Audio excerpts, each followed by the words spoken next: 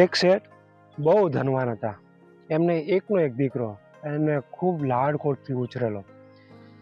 ધીરે ધીરે શેઠની તો ઉંમર થઈ. એક દિવસ શેઠને વિચાર આવ્યો કે હવે મારે આ પેઢી અને સંપત્તિ મારા દીકરાને આપી દેવી છે. પણ મેં આ કેવી રીતે ભેગું કર્યું છે એનો પાઠ ભણાવીને પછી એને સોંપણી કરવી છે. એટલે એની કિંમત સમજાય. બીજે દિવસે શેઠે પોતાના દીકરાને બોલાવ્યો અને કીધું કે કાલે 1 રૂપિયો રળીને મને આપજે. દીકરાએ કીધું બહુ સારું. પછી તો દીકરો ઘરે ઉદાસ જ્યારે બેઠેલો, એની બેન મળવા આવેલી. એણે પૂછ્યું કે ભાઈ કેમ ઉદાસ છો? ત્યારે કીધું કે બાપાએ મારી પાસે રૂપિયો માગ્યો છે. એટલે એની બેને રૂપિયો આપ્યો. પછી રૂપિયો લઈ અને બાપા પાસે ગયો અને બાપાને રૂપિયો આપ્યો. બાપાએ કીધું કે આ રૂપિયો ઓલના કૂવામાં નાખી દે. એટલે તરત જ રૂપિયો કૂવામાં નાખી દીધો. વળી કીધું કે કાલે પણ 1 રૂપિયો લઈ આવજે. બીજે દિવસે પોતાના મમ્મી પાસેથી રૂપિયો લીધો. શેઠે કૂવામાં નાખવાનું કીધું એટલે રૂપિયો કૂવામાં નાખી દીધો. શેઠ સમજી ગયા કે આ મહેનત વગરનો રૂપિયો લાવે છે એનું આ પરિણામ છે.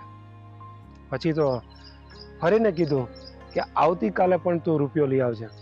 પછી શેઠે ઘરના બધા સભ્યોને કહી દીધું કે દીકરાને રૂપિયો દેવાનો નથી, આ તો મારું ને મારું મને લઈને આપે છે.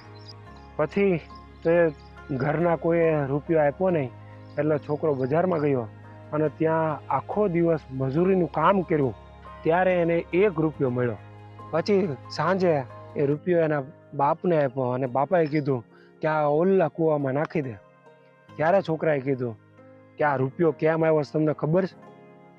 હું એ કૂવામાં નથી નાખવાનો. જ્યારે દીકરાને આ રૂપિયાની કિંમત સમજાણી ત્યારે એના બાપ બોલ્યા કે દીકરા, કાલથી પેઢી સંભાળી લેજે.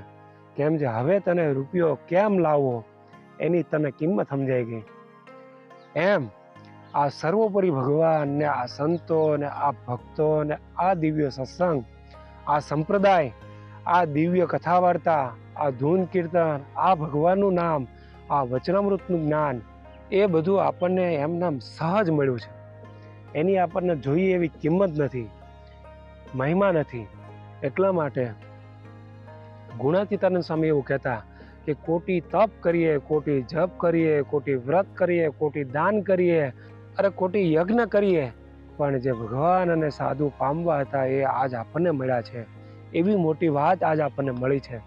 એટલા માટે જે દિવસ ભગવાનનો, સંતોનો, સત્સંગનો આવો મહિમા થશે ત્યારે હૈયામાંથી આપણે મૂર્તિને મૂકવી હશે તો પણ નહીં મુકાય. મહિમા હશે તો ભગવાનમાં પ્રેમ થશે, મન ત્યાંથી ખસશે નહીં.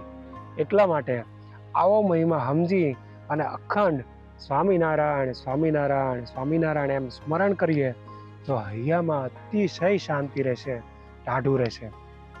જય સ્વામિનારાયણ.